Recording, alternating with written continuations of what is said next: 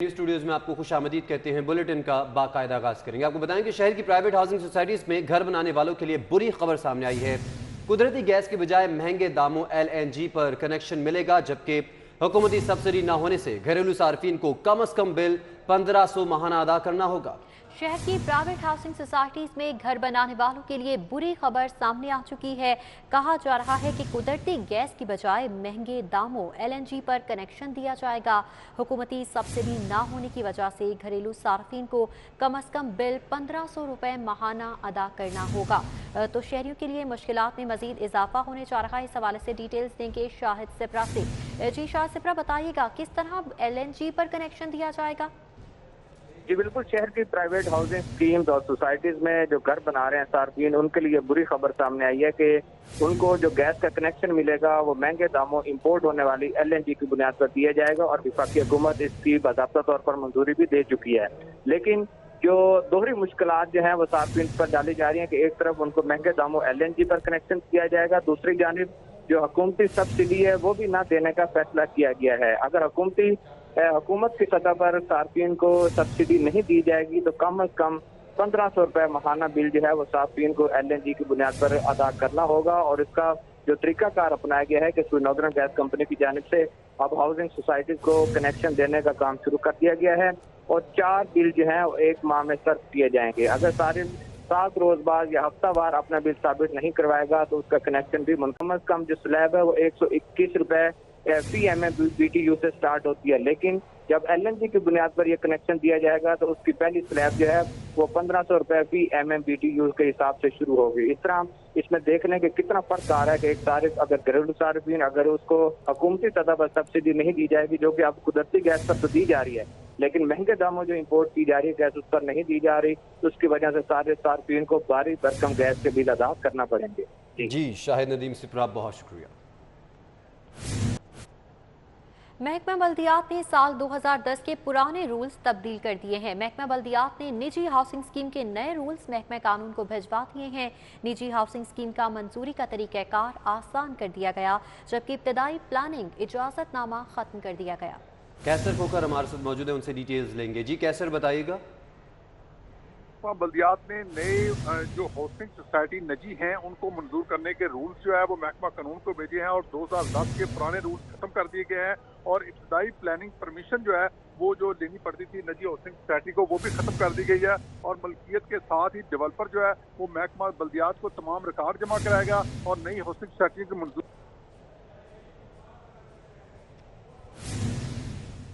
ठीक है कैसर खोखर, बहुत शुक्रिया आपका।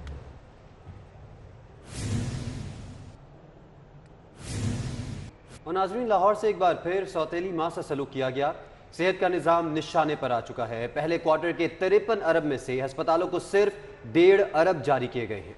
23 अस्पतालों की बेहतरी के मंसूबों के लिए रकम ऊंट के मुंह में जीरे के बराबर है, जबकि फंड सिर्फ 9 अस्पतालों पर खर्च होंगे। दीगर मंसूबे तातुल में पड़े रहेंगे। इस हवाले से बताया जा रहा है कि लाहौर से एक बार फिर सौतेली माँ सा सलूक किया जा रहा है। डिटेल्स देंगे अली रामे से। अली रामे, बताइएगा कौन से ऐसे अस्पताल और दीगर प्रोग्राम है जो फंड से महरूम रह जाएंगे? जी बिल्कुल, आपको याद होगा कि पंजाब हुकूमत की तरफ से वाज़ेह अहकाम थे तमाम सूबाई महकमों को कि नए माली साल का जब बजट का आगाज होगा तो 100% बजट तमाम तरक्याती मनसूबाजात के लिए जारी किया जाएगा। तो इस पर पंजाब हुकूमत ने 140 अरब रुपए से जायद का बजट जारी किया, लेकिन उसमें अगर लाहौर की बात की जाए तो लाहौर को मुजमूई तौर पर 15 अरब रुपए का बजट दिया गया। अब इस 15 अरब रुपए में से सिर्फ जो स्पेशलाइज्ड हेल्थ केयर के हॉस्पिटल हैं उनको 1.5 अरब रुपए का फंड मिला। तो बजट दस्तावेज देखे जाए तो 53 अरब रुपए मालिक के लाहौर में मुख्तलिफ हॉस्पिटल के प्रोग्राम चल रहे हैं जिनको हुकूमत पंजाब ने रवा माली साल के दौरान ही मुकम्मल करना है, लेकिन उसके लिए सिर्फ 1.5 अरब रुपए का बजट जो है वो पंजाब हुकूमत ने जारी 1.5 अरब रुपए से लाहौर के मनसूबा इनको मुकम्मल किया जाए। अब इसमें क्योंकि जो मुख्तलिफ प्रोग्राम इसमें जारी हैं उसमें जोबली टाउन में फातिमा जना हॉस्पिटल की तमीर का मनसूबा है, इसको 34 करोड़ रुपए का फंड दिया गया। चिल्ड्रन अस्पताल को 3 करोड़ 40 लाख, फातिमा जना मेडिकल यूनिवर्सिटी में हॉस्टल की तमीर के लिए 3 करोड़ 38 लाख रुपए जारी किए गए और सबसिड अस्पताल में गायनी वार्ड के लिए 1 करोड़ 81 लाख और चिल्ड्रन हॉस्पिटल में दूसरी न्यूरोलॉजी यूनिट के लिए 26 करोड़ रुपए का बजट जो है वो पंजाब हुकूमत ने जारी किया। और इसी तरह माँ बच्चा सेहत का एक बहुत बड़ा हॉस्पिटल जो है वो बनाया जा रहा है लाहौर के अंदर, जिसकी मालियत 7 अरब रुपए से ज्यादा है उस मंसूबे के लिए इस साल जो है 60 करोड़ रुपए का बजट पहले क्वार्टर में हुकूमत पंजाब ने रिलीज किया। और किंग एडवर्ड मेडिकल यूनिवर्सिटी है, उसको उसमें ट्रांसपोर्ट और फर्नीचर की सहूलियात के लिए 1 करोड़ रुपए का बजट जो है वो पंजाब हुकूमत ने दिया। और सस्ती हॉस्पिटल में तलबा और तालिबात के हॉस्टल की तामीर का मंसूबा था, उसके लिए 3 करोड़ रुपए का बजट जो है वो जारी किया। और पाकिस्तान किडनी लिवर इंस्टीट्यूट को 2 अरब रुपए का बजट जो है वो देना था, लेकिन वो अभी तक उसमें से एक पाई भी हुकूमत पंजाब ने वो बजट जारी नहीं किया। और एक तरफ 1000 बेड का हॉस्पिटल जो है वो भी लाहौर में बनाया जाना था, जो कि पंजाब हुकूमत ने बजट में बाकायदा शामिल किया और ऐलानात किए गए, लेकिन उसके लिए भी अभी तक कोई बजट जो है वो हुकूमत पंजाब ने रिलीज नहीं किया। चिल्ड्रन अस्पताल में बर्न सेंटर की तमीर के लिए 10 करोड़ रुपए मुख्तस किए गए, लेकिन ऑन गोइंग बजट अभी तक रिलीज उनको नहीं किया गया। और जना हॉस्पिटल में मैदा के मरीजों के लिए एंडोस्कोपी सर्विस की अपग्रेडेशन का एक प्लान था कि उसके लिए बजट जारी किया जाए, वो भी अभी तक बजट जो है वो महकमा खजाना पंजाब की तरफ से जारी नहीं किया गया। तो इसमें 9 ऐसे प्रोग्राम है जिसको बजट दिया गया, बाकी 14 ऐसे प्रोग्राम है जिनको एक पाई भी हुकूमत पंजाब ने अभी नहीं दी। तो दावा ये था कि 100% बजट जो है वो पहले क्वार्टर में रिलीज किया जाएगा ऑन गोइंग प्रोजेक्ट के लिए, लेकिन यहाँ आपके सामने है कि सिर्फ 1.5 अरब रुपए का बजट जो 53 अरब रुपए मालियत के मंसूबाजात हैं सिर्फ लाहौर के अंदर स्पेशलाइज्ड हेल्थ केयर के, उनको सिर्फ 1.5 अरब रुपए का बजट हुकूमत पंजाब ने पहले क्वार्टर में जारी किया है। जी ठीक है, अली रामी आप हमारे साथ ही मौजूद रहिएगा। इसी पर बात करने के लिए जाहिद चौधरी भी हमारे साथ मौजूद हैं, senior health reporter. Zahid Chaudhry साहब, जिस तरह अली रामी बता रहे थे कि 53 अरब का बजट है मगर सिर्फ 1.5 अरब ही दिए जा रही हैं, इतना कम बजट किस तरह से सेहत सहूलियात की फराहमी को यकीनी बनाया जाएगा? जी बिल्कुल, ये एक इंतहाई ना सिर्फ क्लीन रकम है बल्कि इतने कम जो है वो बजट के साथ किसी भी मंसूबे की रवा माली साल के दौरान जो तकमील है वो होती हुई दिखाई नहीं दे रही। और ये सिर्फ अल्फाज का गोरख धंधा है जो बजट में देखने में आता है, जिसमें हुकूमत ये बुलंदोबांग दावे करती है और ये एक रवायती अंदाज अब बन चुका है कि हमने इतने मंसूबे जो है वो शामिल कर लिए हैं बजट में, हम इतने फंड जो है ना वो दे रहे हैं, लेकिन अमलन जो सूरत हाल है उसकी अभी ये गमाजी कर रही है। जो खबर अली रामी ने अभी शेयर की कि 53 अरब रुपए के डेवलपमेंट में बजट में से सिर्फ 1.5 अरब रुपए जो हैं वो स्कीमों के लिए जारी हुए, जो कि पीनट्स भी कम है, उनके मुंह में जीरा के बराबर है, क्योंकि इससे कोई भी मंसूबा इनमें से इस रवा माली साल में मुकम्मल नहीं होगा। और जो बड़े प्रोजेक्ट्स हैं खासतौर पे वो ना सिर्फ अधूरे रहेंगे बल्कि इसी वजह से उनकी हर साल जो है वो लागत में इजाफा हो जाता है, क्योंकि बर वक्त जो है वो इन प्रोग्राम्स को, इन तरक्याती मंसूबों को फंड्स नहीं मिलते, जिसकी वजह से इनकी लागत बढ़ जाती है। और जो सेहत की सहूलतें अवाम को देने के दावे किए जाते हैं बजट में, वो हर माली साल में जो है वो अवाम उनकी सिर्फ राह तकती रहती है। और इस बजट में भी यही हो रहा है कि एक भी प्रोजेक्ट हुकूमत का फुली फंडेड नहीं है, जिसकी वजह से कोई मंसूबा इनमें से मुकम्मल नहीं हो पाएगा और अवाम बदस्तूर इन जदीद तिब्बी सहूलतों की जो दस्तियाबी है उससे महरूम रहेगी, अवाम महरूम रहेगी। जाहिद चौधरी साहब, आपका बहुत शुक्रिया। अली रामी, आप भी हमें अपडेट कर रहे थे, आपका बहुत शुक्रिया। पहले क्वार्टर में से जो 53 अरब जो फंड दिए जाए, सिर्फ 1.5 करोड़ के जो फंड्स हैं वो जारी किए गए, जिसकी वजह से जितनी भी सेहत सहूलियात हैं वो मुतासर होने का खदशा पैदा हो चुका है और आवाम पहले ही जो मेडिकल सहूलियात हैं उनसे महरूम है। आगे बढ़ेंगे और आपको बताएं कि पंजाब के senior bureaucrat barrister Nabeel Awan के खिलाफ नैब में असासजात केस का ये मामला है। नबील अवान के खानदान के नाम लाहौर में मौजूद प्रॉपर्टी का फोरेंसिक ऑडिट क्यों करवाया गया, इस हवाले से अहम तफसीलात भी सामने आ चुकी हैं। शादी हॉल के बिजनेस से वाबस्ता कारोबारी शख्सियत ने नबील अवान के खिलाफ नैब में शिकायत दर्ज करवा दी है। जी बिल्कुल, इस हवाले से आपको अपडेट करें कि पंजाब के senior bureaucrat barrister Nabeel Awan के खिलाफ नैब में असासजात का केस है। नबील अवान के ख़ानदान के नाम लाहौर में मौजूद प्रॉपर्टी का फोरेंसिक ऑडिट क्यों करवाया गया, इस हवाले से अहम तफसीलात सामने आ चुकी हैं। शादी हॉल्स के बिजनेस से वाबस्ता कारोबारी शख्सियत ने नबील अवान के खिलाफ नैब में शिकायत दर्ज करवाई। इस पर बात करने के लिए हमारे से मौजूद हैं साउद भट्ट। साउद, अहम मामला है, अहम केस है, क्या तफसीलात हैं आपके पास? आज बिल्कुल बैरिस्टर नबील अवान के खिलाफ जो नैब लाहौर में असासजात केस चलाया जा रहा है, इसकी अहम तफसीलात मंजर आम पर आ गई हैं। जरा ये कंफर्म कर रहे हैं कि नबील अवान के खिलाफ बाकायदा तौर पर एक शिकायत का इंदराज किया गया, जिसमें ये बात वाज़ेह की गई कि नबील अवान ने मुबैना तौर पर अपनी करीबी खातून रिश्तेदार की प्रॉपर्टी अपने नाम करवाई है। निजी कारोबारी शख्सियत जो लाहौर से ताल्लुक़ रखती हैं, उन्होंने इस शिकायत के अंदर ये नैब को वाज़ेह किया है कि मैंने नबील अवान की जो खातून रिश्तेदारों से एक प्रॉपर्टी खरीदी करोड़ों रुपए की, लेकिन प्रॉपर्टी की मुकम्मल अदायगी से कबल ही उनकी वफात हो गई। जब नबील अवान से रब्ता करने की कोशिश की गई कि ये प्रॉपर्टी का मैंने डाउन पेमेंट की और बकिया अदायगी करके मैं ये प्रॉपर्टी अपने नाम मुंतकिल करवाना चाहता हूँ, तो नबील अवान ने ये बात की कि प्रॉपर्टी तो मेरे खानदान के नाम पर हिबा हो चुकी है। नैब ने मज़कूरा प्रॉपर्टी का फॉरेंसिक ऑडिट इसलिए करवाया है ताकि कागजात की असल हकीकत सामने आ सके। जरा ये कंफर्म कर रहे हैं कि निजी कारोबारी शख्सियत ने नैब लाहौर को करोड़ों रुपए की प्रॉपर्टी खरीदारी का मुकम्मल जो मुआहदा और रिकॉर्ड है फराहम कर दिया है, जिस पर नैब अब जायजा ले रहा है। नैब की जानिब से जायजा लिया जा रहा है, तहकीकात की जा रही है। साउथ पर बहुत शुक्रिया आपका। खबरों का सिलसिला आगे बढ़ाएंगे। कोरोना वबा के खिलाफ commissioner Lahore captain retired Mohammad Usman की काविशों को सराहा जाने लगा। NCOC ने कमिश्नर लाहौर की मुतारिफ कराई मुहिम को फॉलो करने की हिदायत कर दी है। तमाम डिविजनल कमिश्नर्स को कोरोना से बचाव के लिए मुहिम को फॉलो करने की हिदायत जारी की गई है। इस पर बात करेंगे उस्मान अलीम से। जी उस्मान। जी बिल्कुल, कोरोना वबा से लड़ने के लिए कमिश्नर लाहौर की काविशों को जो है वो सराहा जाने लगा है और NCOC ने तमाम डिविजनल कमिश्नर्स को कोरोना से बचाव के लिए कमिश्नर लाहौर की जानिब से मुतारिफ करवाई जाने वाली कैंपेन को फॉलो करने की हिदायत जो है वो दे दी है। Commissioner Lahore captain retired Mohammad Usman की जानिब से कोरोना की चौथी लहर के पेश नज़र लाहौर वेयर मास्क कैंपेन जो है ये मुतारिफ करवाई गई है कि इस कैंपेन के तहत इब्तदाई तौर पर 1,80,00,000 मास्क जो है वो शहरियों को घरों की दहलीज पर पहुंचाए जा रहे थे, लेकिन अब इसमें मजीद जो है वो 3 करोड़ मास्क का इजाफा किया गया और इंटरनेशनल डोनर ने मजीद 3 करोड़ मास्क देने का जो है वो इरादा जाहिर किया, जिस पर अब ये मजमूई तौर पर 4,80,00,000 मास्क जो है वो शहर लाहौर के बासियों में तकसीम किए जा रहे हैं, जो कि टोटल मुफ्त फराहम किए जा रहे हैं। इसी तर्ज पर तमाम इजला के इंतजामिया को ये हिदायत जारी की गई है कि लाहौर की तर्ज पर तमाम इंतजामिया और डिविजनल कमिश्नर जो हैं इस कैंपेन को अपने अपने मुतल्लिका इजला में भी फॉलो करें और इसी तरीके से मास्क की डिस्ट्रीब्यूशन करते हुए कोरोना की चौथी जो पेश की लहर की इतलात हैं उनको किसी हद तक रोक सकें। जी ठीक है उस्मान अलीम, बहुत शुक्रिया आपका। यूनिक ग्रुप की मास्क मुहिम के हवाले से तकरीब। Commissioner Lahore captain retired Mohammad Usman के बतौर मेहमान खुसूसी शिरकत। Chairman unique group professor Abdul Mannan Khurram ने शिरकत की। Chairman private schools association Kashif Adeeb भी शरीक हुए। कमिश्नर लाहौर ने मास्क की अहमियत पर ऑडिटोरियम में खिताब किया और मास्क तकसीम किए गए। कोविड वायरस ने तालीमी इदारों और तलबा की सरगर्मियों को शदीद मुतासर किया है। कमिश्नर लाहौर का ये कहना था। उन्होंने कहा कि आज इस इदारे में आया वहाँ हर फर्द वैक्सीनेटेड मास्क पहना हुआ है। कोविड की चौथी लहर और नए वायरस के फैलाव का भी खतरा है। कमिश्नर ने कहा कि तहकीक और साइंसी बुनियाद पर लाहौर वियर मास्क प्रोग्राम शुरू किया। इंटरनेशनल डोनर और रिसर्च इदारे मुहिम में शराकतदार हैं।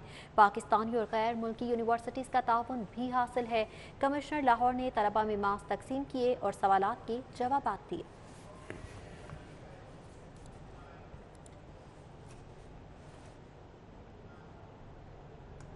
महकमा खजाना की 31 जुलाई तक तमाम स्कीमें मंजूर कराने की डेडलाइन। मंजूर ना होने वाली स्कीमों के फंड्स रोक लिए जाएंगे।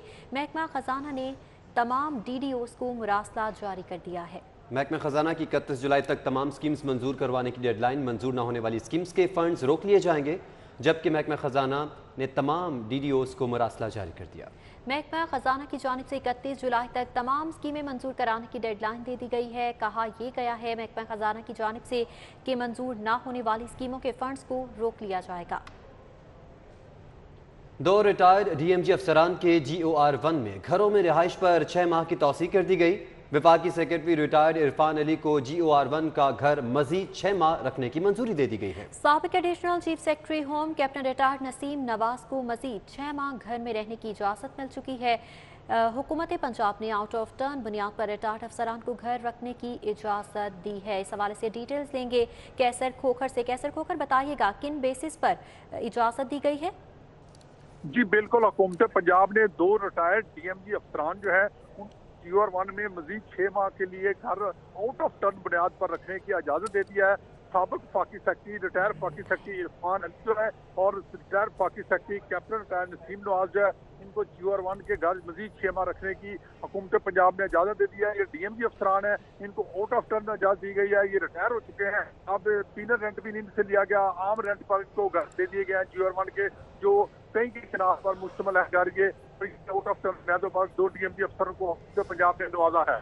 जी ठीक है कैसर खोखर, आप हमारे साथ ही मौजूद रहिएगा। इस हवाले से बताया जा रहा है कि 2 DMG अफसरान हैं जिनको 6 माह के लिए आउट ऑफ टर्न घरों में रिहाइश पजीर रहने की मजीद इजाज़त दे दी गई है। 2 रिटायर्ड DMG अफसरान हैं जिनको ये इजाज़त दी गई है। इस हवाले से बताया जा रहा है कि ये DMG अफसरान मजीद 6 माह इन घरों में रिहाइश पजीर रह सकते हैं। साबिक additional chief secretary home captain retired Naseem Nawaz को मजीद 6 माह घर रखने की इजाज़त दे दी गई है।